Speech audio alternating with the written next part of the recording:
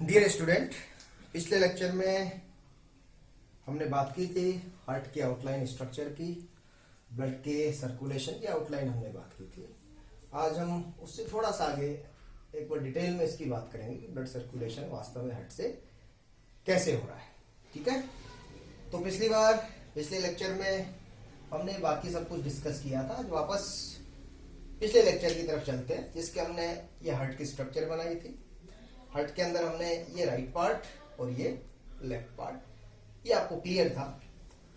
यहाँ पे ये आपका दायां निलय, बायां निलय।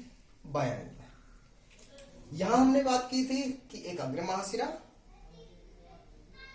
सुपीरियर वेना केवा और इंफीरियर वेना केवा, पश्च महाशिरा ने डीऑक्सीजनेटेड ब्लड, जिसको हमने इम्प्योर ब्लड कहा था, वो लाके इसके अंदर दायां के अंदर आपके डाली थी। दायां व दायां निलय के बीच में एक वाल्व उपस्थित था जिसको हमने कहा था ट्राइकस्पिड वाल्व।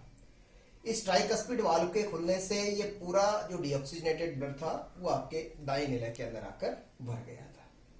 इस दाएं निलय में संकुचन के फलस्वरूप ये जो आपके पल्मोनरी आर्टरी थी, यहाँ पे भी एक वाल्व था जिसको हमने कहा था पल्मोनरी सेमील्यूनर वाल्व, अर्धचंद्राकार कपाट। इसके खुलने से ये पूरा का पूरा जो डीऑक्सीजनेटेड ब्लड था वो इन पल्मोनरी आर्टरी के माध्यम से, ये पल्मोनरी आर्टरी की दो ब्रांच थी, एक ब्रांच आपके राइट लंग में और एक ब्रांच आपके लेफ्ट लंग में जा रही थी।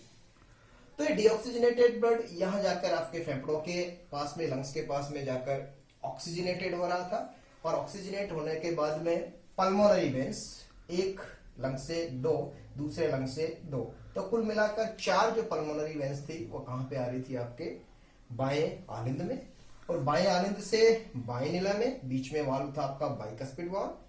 और जब इस निलय में संकुचन हो रहा था, बाएं निलय में जब संकुचन हो रहा था, तो इस संकुचन के फलस्वरूप ये जो वाल्व था जिसको हमने कहा था आयोटिक सेमील्यूनर वाल्व, इसके खुलने से पूरा ऑक्सीजनेटेड जो ब्लड था वो पल्मोनरी आपके एयोर्टा के माध्यम से शरीर के समस्त भागों तक इसके ऑक्सीजनेटेड ब्लड का वितरण हो रहा था। ये हमने देख लिया था। यहां पे हम बात करें इस पूरे प्रोसेस के दौरान कि जब हमने बात की कि जब सुपीरियर वेना केवा और इंफीरियर वेना केवा यहां से ब्लड ला रही थी और एक यहां से ब्लड ला रही थी। यहां पर हम 2 तरह के सर्कुलेशन की बात कर रहे थे बेसिकली। एक को हम कह रहे थे पल्मोनरी सर्कुलेशन और दूसरे को हम कह रहे थे सिस्टेमिक सर्कुलेशन। पल्मोनरी सर्कुलेशन में हम बात कर रहे थे कि ये जो डीऑक्सीजनेटेड ब्लड है वो डीऑक्सीजनेटेड ब्लड कहां पे जा रहा है, पल्मोनरी आर्टरी के माध्यम से लंग्स के पास में ऑक्सीजनेशन के लिए जा रहा है। इस सर्कुलेशन को हमने कहा है पल्मोनरी सर्कुलेशन। और जब ये ब्लड ऑक्सीजनेट होकर वापस आपके इस बाएं भाग में आ रहा है और बाएं निलय में संकुचन के फलस्वरूप जब एओर्टा के माध्यम से इस शरीर के समस्त भागों तक वितरण हो रहा है, तो उसको हमने कहा था सिस्टेमिक सर्कुलेशन। तो 2 तरह के सर्कुलेशन इस दौरान हम पढ़ते हैं, और एक हार्ट के अंदर 2 बार गुजरा इस प्रोसेस को हमने डबल सर्कुलेशन उस दौरान कहा था। इस पूरे प्रोसेस के दौरान जब चिकित्सक, आपने देखा होगा जब कई बार आप जाते हो चिकित्सक के पास में, तो चिकित्सक एक उपकरण लगा के आपके हार्ट की धड़कन को सुनने का काम करता है, और उस उपकरण का नाम स्टेथोस्कोप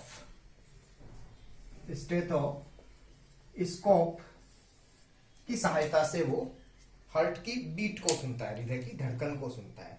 और हृदय की धड़कन में 2 साउंड जनरेट होते हैं।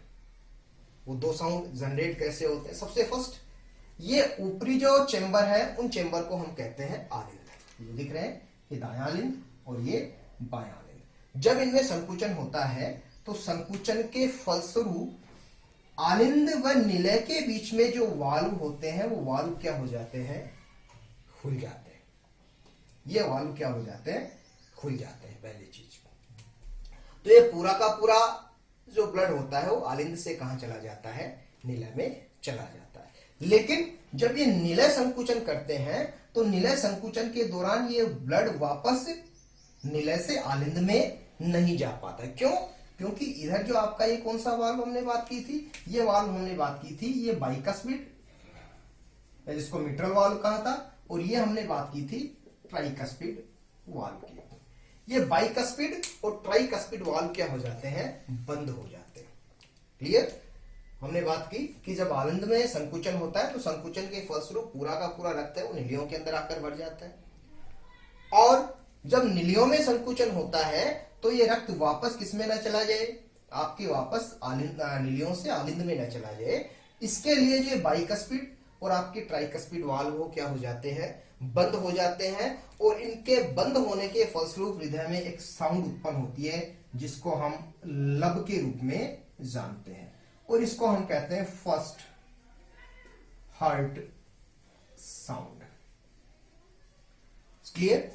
उसके बाद हम बात करते हैं जैसे ये निलय का संकुचन होता है तो निलय के संकुचन के दौरान ये वाले वाल्व बाइकस्पिड और ट्राइकस्पिड वाल्व तो बंद हो जाते हैं, लेकिन जो इस एओर्टा में और पल्मोनरी आर्टरी के मध्य में आपको ये वाल्व है जिनको हमने सेमिलुनर वाल्व कहा है, ये सेमिलुनर वाल्व क्या हो जाते हैं, खुल जाते हैं, और जो पूरा का पूरा ब्लड था ये निलियों से होकर इन एओर्टा और पल्मोनरी आर्टरी के अंदर चला जाता है, लेकिन ये ब्लड वापस किसमें ना जाए, आपके निलय में ना जाए। तो यहां पर जो उपस्थित आपके सेमिलुनर वाल्व हैं वो सेमिलुनर वाल्व भी क्या हो जाते हैं, बंद हो जाते हैं, और इन कपाटों के बंद होने से हार्ट के अंदर सेकंड साउंड सुनाई देती है डब के रूप में। ये होती है सेकंड हार्ट साउंड। तो इस तरह से हार्ट के अंदर लब डब लब डब लब डब इस रूप से आपको हार्ट की साउंड सुनाई देती है। तो जो लब फर्स्ट हार्ट साउंड है वो किसके बंद होने से, जो आलिंद व निलयी कपाट है इनके बंद होने से फर्स्ट साउंड सुनाई देती है। बाइकस्पिड या ट्राइकस्पिड वाल्व के बंद होने से जो साउंड जनरेट होती है उसको हम लब के रूप में जानते हैं, जबकि सेमिलुनर अर्धचंद्राकार कपाटों के बंद होने से जो सेकंड हार्ट साउंड सुनाई देती है उसको हम डब के रूप से जानते हैं। तो ये तो हुआ कि हार्ट के अंदर साउंड जनरेट कैसे। इसके अलावा इन साउंड के अलावा भी हार्ट के अंदर मरमर की साउंड, एक मरमर मरमर की साउंड सुनाई देती है। वो मरमर साउंड इसलिए सुनाई देती है कि कई बार जो ये वाल्व है वो वाल्व पूरी तरह से बंद नहीं हो पाते, या ये वाल्व क्या हो जाते हैं, सिकुड़ जाते हैं, और इसकी वजह से जो साउंड जनरेट होता है वो मरमर मरमर मर की तरह साउंड सुनाई देता है। और जब ये वाल्व पूरी तरह से बंद नहीं हो पाते, सिकुड़ जाते, तो उसको हम कहते हैं स्टेनोसिस। स्टेनोसिस, स्टेनोसिस का मतलब होता है वाल्व का सिकुड़ जाना। ये एक हृदय संबंधी असामान्यता है जिसको हम स्टेनोसिस के नाम से जानते हैं। तो ये था हमारा दो तरह के सर्कुलेशन, पल्मोनरी सर्कुलेशन और सिस्टेमिक सर्कुलेशन। अब यहां पे वापस हम आते हैं। यहां पे हमने बात की, अब इस वाले पॉइंट को हम देख रहे हैं, ये वाला पॉइंट, मतलब ये वो पॉइंट है जहां पे हमने बात की थी कि जो आपका ऑक्सीजनेटेड ब्लड था, ऑक्सीजनेटेड ब्लड पल्मोनरी वेन से आकर आपके बाएं आलिंद में और बाएं आलिंद से बाएं निलय में आकर भर जाता है। और ये बाएं निलय में क्या होता है, संकुचन, और संकुचन के लिए देखो हार्ट की मसल्स है, ये हार्ट की मसल्स ऊपर साइड से दबती है, और ऊपर और साइड से जब दबती है निलय का में क्या होता है, उसका व्यास कम हो जाता है, और इसकी वजह से निलय में क्या होता है, दाब बढ़ जाता है, और दाब की वजह से पूरा का पूरा जो ऑक्सीजनेटेड ब्लड है वो कहां, एओर्टा के अंदर चला जाता है। ठीक है, लेकिन इस एओर्टा के अंदर भी जो ब्लड जाता है यहां पर भी दो आर्टरी उपस्थित होती है। यहां पर देखो ये दो आर्टरी, मगर इसको ऐसे कहूं कि ये हार्ट है, ये एओर्टा है, तो यहां पर भी दो तरह की आपकी आर्टरी उपस्थित होती इस तरह से। इसको हम कहते हैं लेफ्ट कोरोनरी आर्टरी, और इधर होती है आपके राइट कोरोनरी आर्टरी। इन दोनों कोरोनरी आर्टरियों के माध्यम से ऑक्सीजनेटेड ब्लड कहां डाला जाता है, आपके एओर्टा के अंदर डाला जाता है। Is that clear? अब हम नेक्स्ट बात करते हैं कार्डियक साइकिल की, और कार्डियक साइकिल में हम कह रहे हैं कि हृदय चक्र, कि हृदय चक्र में हम दो तरह की बात कर रहे हैं कि या तो क्या हो रहा है, दो प्रोसेस इस दौरान हो रहे हैं आपके,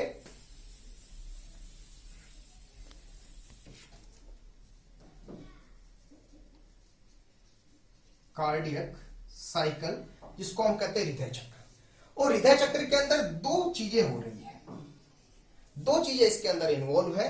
एक हम बात कर रहे हैं सिस्टोल और एक हम बात कर रहे हैं डायस्टोल।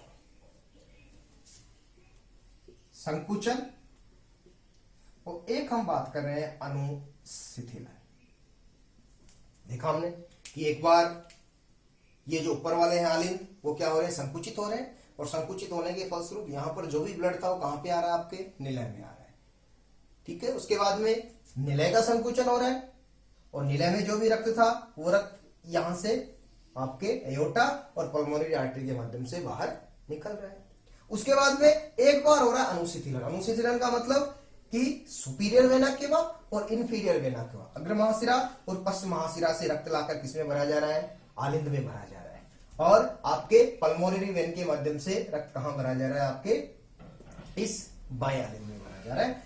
दाएं आलिंद से दायां निलय भरा जा रहा है और बाएं आलिंद से बायां निलय भरा जा रहा है। तो एक बार तो हार्ट के चारों कोष्ठक जो हैं वो रक्त से भरे जा रहे हैं और एक बार ये पूरा का पूरा जो रक्त है वो इन कोष्ठकों से बाहर की तरफ भेजा जा रहा है, या तो आलिंद से निलय की तरफ भेजा रहा है या निलय से एओर्टा या पल्मोनरी आर्टरी के माध्यम से भेजा जा रहा है। तो दो तरह की हम बात करें कि या तो इस हार्ट के अंदर सिस्टोल हो रहा है इस चैम्बर में, या उसमें क्या हो रहा है, आपके डायस्टोल हो रहा है। ठीक है, अगर हम बात करें एक कार्डियक साइकिल की, तो एक कार्डियक साइकिल अपने को ये पता है कि जो हमारा हृदय है वो हृदय प्रति मिनट में 72 बार वो धड़कता है। अगर हम हार्ट बीट की बात करें तो हार्ट बीट कितनी होती है, 72 पर मिनट। ठीक है, तो अगर हम कार्डियक साइकिल की बात करें तो कार्डियक साइकिल कितनी हो जाएगी, 60/72, क्योंकि एक मिनट में कितनी सेकंड है, 60 सेकंड है, और धड़क कितनी बार है, 72। तो मतलब जो कार्डियक साइकिल होगी वो कितने सेकंड की होती है, आपकी 0.8 सेकंड की आपकी कार्डियक साइकिल होती है। अब इस सिस्टोल और डायस्टोल में भी हम बात करें तो सिस्टोल भी अपने 2 बार हो रहा है और डायस्टोल भी अपने पास में कितनी बार हो रहा है, 2 बार हो रहा है। अगर हम बात करें कि सिस्टोल एक बार है तो एक बार सिस्टोल किसमें हो रहा है, एक बार हो रहा है ऑरिकुलर और एक बार क्या हो रहा है, वेंट्रिकुलर। इसी तरह अगर बात करें तो एक बार क्या हो रहा है, डायस्टोल हो रहा है, और डायस्टोल एक बार क्या हो रहा है, ऑरिकुलर, और एक बार क्या हो रहा है, वेंट्रिक्यूलर। अगर बात करें कि ऑरिकुलर सिस्टोल की, ऑरिकुलर सिस्टोल की अगर बात करें तो ऑरिकुलर सिस्टोल 0.1 सेकेंड समय इसमें लगता है, और अगर डायस्टोल की बात करें तो ऑरिकुलर डायस्टोल में टाइम लगता है 0.7 सेकेंड। मतलब 0.1 और 0.7 मतलब 0.8 सेकेंड का समय किसमें लगता है, आपके ऑरिकुलर साइकिल के अंदर लगता है। इसी तरह अगर बात करें हम कि वेंट्रिकुलर सिस्टोल के अंदर जो टाइम लगता है वो टाइम लगता है 0.3 सेकेंड, और अगर बात करें डायस्टोल के अंदर तो डायस्टोल के अंदर टाइम लगता है 0.5 सेकेंड। अगर हम सम्मिलित रूप से बात करें तो अगर सिस्टोल की बात करें तो वेंट्रिकुलर सिस्टोल और ऑरिकुलर सिस्टोल में टाइम है आपका 0.4 सेकेंड। तो यहां से देख लो, अगर हम आलिंद आलिंद की बात करें तो आलिंद के संकुचन में 0.1 सेकेंड का समय लगता है और आलिंद के अनुशीतलन में 0.7 सेकेंड का समय लगता है। और अगर हम बात करें निलय वेंट्रिकुलर सिस्टोल के अंदर आपके 0.3 सेकेंड और अनुशीतलन के अंदर आपके 0.5 सेकेंड का समय लगता है। तो इसको हम कहते हैं कार्डियक साइकिल। तो कार्डियक साइकिल में हमने 2 तरह की बात की, या तो संकुचन या हो रहा है उसके अंदर अनुशीतलन। संकुचन के अंदर भी या तो आलिंदों के अंदर हो रहा है या वो किसके अंदर हो रहा है, आपके निलियों के अंदर हो रहा है। ये इसका टाइम भी हमने इसके अंदर नोट किया है। उसके बाद में एक टर्म और आती है यहां पर हम उसको भी एक बार समझ लेते हैं। एक टर्म आती है आपके cardiac output. Cardiac output, cardiac output. Cardiac output का मतलब होता है कि heart beat rate, heart beat rate multiply stroke volume. Stroke volume और हार्ट बीट रेट को जब हम मल्टीप्लाई करते हैं तो उसको हम क्या कहते हैं, आपके कार्डियक आउटपुट हम उसको कहते हैं। अब स्ट्रोक वॉल्यूम क्या होता है कि जो हार्ट है वो प्रत्येक कार्डियक साइकिल के दौरान पूरे शरीर के अंदर 70 ml रुधिर पंप करता है। क्लियर? अगर कार्डियक आउटपुट की बात करें, हृदय निकास की बात करें, तो हृदय निकास हार्ट बीट रेट और स्ट्रोक वॉल्यूम के मल्टीप्लाई करने से जो अपने को रेशियो मिलता है उसको हम क्या कहते हैं, कार्डियक आउटपुट कहते हैं। स्ट्रोक वॉल्यूम की बात करें तो स्ट्रोक वॉल्यूम हम कहते हैं प्रत्येक हृदय चक्र के दौरान हार्ट द्वारा शरीर को कितना रक्त प्रवाहित किया जाता है, कितना ऑक्सीजनेटेड रक्त प्रवाहित किया जाता है। मतलब बात करें कि 0.8 सेकंड के अंदर बाएं निलय के द्वारा शरीर को जो रक्त की मात्रा आपूर्ति की जाती है वो कितनी होती है, 70 ml होती है। ठीक है? और अपने को पता है कि हार्ट बीट रेट कितनी होती है, हार्ट बीट रेट होती है अपनी 72। तो 72 इंटू 70 तो मल्टीप्लाई करते हैं तो ये आता है 5040 ml, लगभग 5 लीटर। मतलब अगर हम कहना चाहें कि प्रति मिनट निलियों द्वारा शरीर को ऑक्सीजनेटेड ब्लड कितना पंप किया जाता है, तो वो मात्रा हो जाएगी आपकी 5 लीटर। ठीक है? कार्डियक आउटपुट में हार्ट बीट रेट, उसको मल्टीप्लाई किया हमने स्ट्रोक वॉल्यूम से। स्ट्रोक वॉल्यूम हमने कहा कि प्रत्येक कार्डियक साइकिल, प्रत्येक हृदय चक्र, और हृदय चक्र कितना था 0.8 सेकंड का, तो 0.8 सेकंड के दौरान जो आपका बायां निलय है वो शरीर को कितने ऑक्सीजनेटेड ब्लड की आपूर्ति करता है, 70 ml ब्लड की। तो अगर इस 70 ml को हम 1 मिनट से मल्टीप्लाई करें और 1 मिनट के अंदर कितनी बार हृदय धड़कता है, 72, मतलब 72 हार्ट बीट रेट, तो 72 इंटू 70 लगभग 5 लीटर जो रक्त है वो आपके बाएं निलय द्वारा आपके शरीर के अंदर प्रवाहित किया जाता है।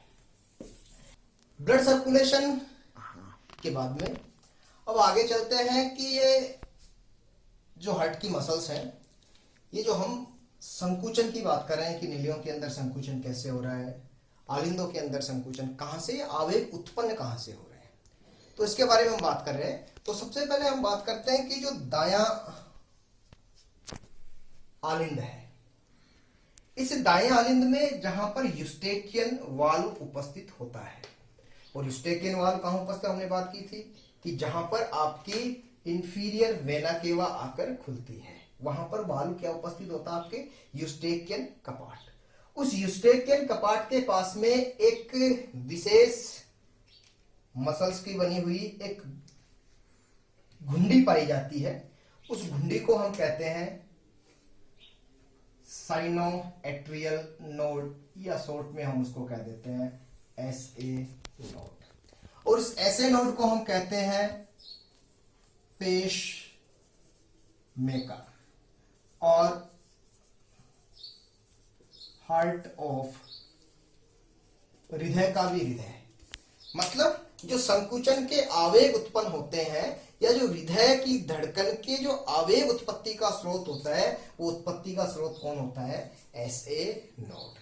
इस SA नोड से ये पूरे के पूरे आपके जो नर्व इंपल्स होते हैं वो नर्व इंपल्स साथ ही साथ में दोनों आलिंदों के अंदर फैल जाते हैं जो आपको दिख रहे हैं। मतलब ये दोनों जो आलिंद होते हैं वो एक साथ क्या होते हैं, आपके संकुचित होते हैं। संकुचित किसकी वजह से होते हैं, क्योंकि दाएं आलिंद के पास में एक विशेष उत्तकों की बनी हुई एक संरचना पाई जाती है, इसको हम कहते हैं SA नोड। और इसी कारण इसको हम कहते हैं पेश मेकर या हार्ट ऑफ हार्ट। तो ये जो नर्व इंपल्स हैं वो इन दोनों आलिंदों के अंदर एक साथ प्रसारित होते हैं, जिसकी वजह से दोनों आलिंद क्या होते हैं, संकुचित हो जाते हैं। और संकुचित होने के फलस्वरूप इनके अंदर जो भी आपके हार्ट है डीऑक्सीजनेटेड या ऑक्सीजनेटेड, वो संबंधित निलय के अंदर जाकर भर जाते हैं। लेकिन यह इंपल्स आलिंदों के अंदर ही प्रसारित हो पा रहा है। हम यहां बात नहीं कर रहे कि आलिंदों से निलयों के अंदर प्रसारित नहीं हो पा रहे। क्यों नहीं हो पा रहे? क्यों? क्योंकि हम जानते हैं कि आलिंद व निलियों के बीच में, आलिंद व निलियों के बीच में क्या उपस्थित है, ये वाल्व उपस्थित है। ये वाल्व उपस्थित है जिसको हमने ट्राइकस्पिड या मिट्रल वाल्व कहा या बाइकस्पिड वाल्व हमने कहा है, और यहां पर भी वाल्व उपस्थित है। ठीक है, तो ये वाल्व की एक पूरी की पूरी रिंग यहां उपस्थित है जो आलिंद व निलय को एक दूसरे से सेपरेट किए हुए है। और ये क्या है, विशिष्ट फाइब्रस टिश्यू की बनी हुई है। और ये फाइब्रस टिश्यू क्या है, एक तरह से ये इलेक्ट्रिकली इंसुलेटिव है। इंसुलेटिव है मतलब विद्युतीय रूप से ये क्या है, कुचालक है। मतलब ये जो नर्व इंपल्स है वो नर्व इंपल्स आलिंद से दाएं आलिंद से दाएं आलिंद से बाएं आलिंद तक तो पहुंच जाएंगे, लेकिन आलिंदों से निलय की तरफ नहीं पहुंचेंगे। क्यों? क्योंकि आलिंद व निलय जो है वो पृथक किसके माध्यम से है, इन वाल्व के माध्यम से है। ट्राइकस्पिड और बाइकस्पिड वाल्व की एक रिंग उपस्थित है, और ये रिंग कैसी है, आपके विद्युतीय रूप से कुचालक है। मतलब ये इन आवेगों को आलिंद से निलय के अंदर प्रसारित नहीं होने दे रहे। तो अब आलिंद से निलयों के बीच में ये आवेग कैसे प्रसारित होंगे? तो आलिंद व निलयों की दीवार के बीच में, मतलब जहां ये आपके वाल्व उपस्थित है उसकी दीवार के बीच में एक और विशिष्ट उत्तकों की बनी हुई घुंडी उपस्थित होती है। उसको हम कहते हैं एवी नोड। एवी नोड, ये एवी नोड क्या करती है, जो इंपल्स आपके ऐसे नोड से उत्पन्न हुए हैं उन ऐसे नोड को उत्पन्न को ग्रहण कौन करती है, जो उत्पन्न हुए आपके नर्व इंपल्स, उन नर्व इंपल्सों को ग्रहण करने का काम कौन करते हैं, एवी नोड। ऐसे नोड से नर्व इंपल्स उत्पन्न हुए, आलिंद की दीवारों के अंदर प्रसारित हुए, दोनों आलिंदों में संकुचन हुआ, और इन संकुचनों को या इन आवेगों को एवी नोड ने ग्रहण किया। और एवी नोड से एक विशिष्ट ये पेशियों का समूह उत्पन्न होता है, और इसको हम कहते हैं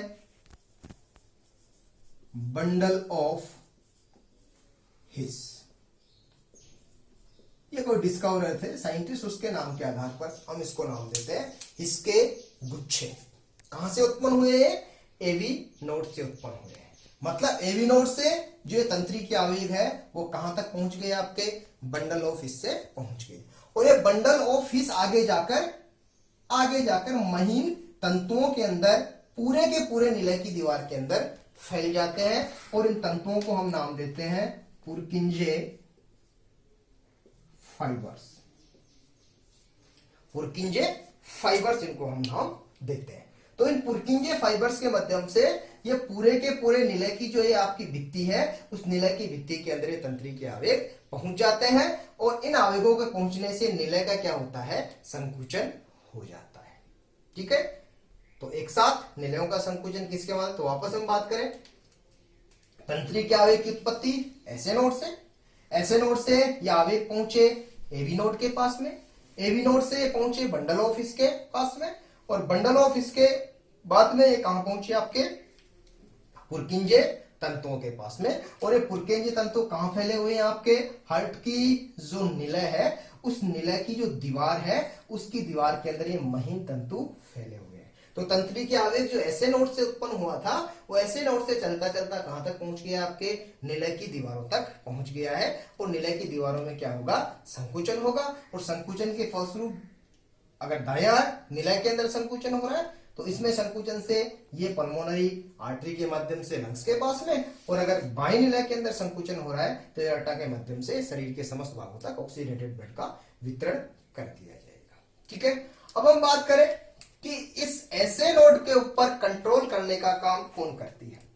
तो ऐसे नोड के ऊपर कंट्रोल करने का काम एक नर्व करती है, और ये नर्व कौन सी होती है? Vagus nerve. वेगस नर्व को हम जानते हैं 10th क्रेनियल नर्व के नाम से। जो 10वें नंबर की कपालीय तंत्रिका है, जिसको हम वेगस तंत्रिका के नाम से जानते हैं, ये वेगस तंत्रिका की शाखा किसको कंट्रोल करके रखती है? ऐसे नोड को कंट्रोल करके रखती है। क्वेश्चन अगर पूछे ये कि अगर इस वेगस तंत्रिका की सप्लाई को हम काट दें, वेगस तंत्रिका की सप्लाई को अगर हम काट दें तो हार्ट बीट पर क्या प्रभाव पड़ेगा? तो हार्ट बीट क्या होगी? एकाएक से क्या हो जाएगी? बढ़ जाएगी। क्यों?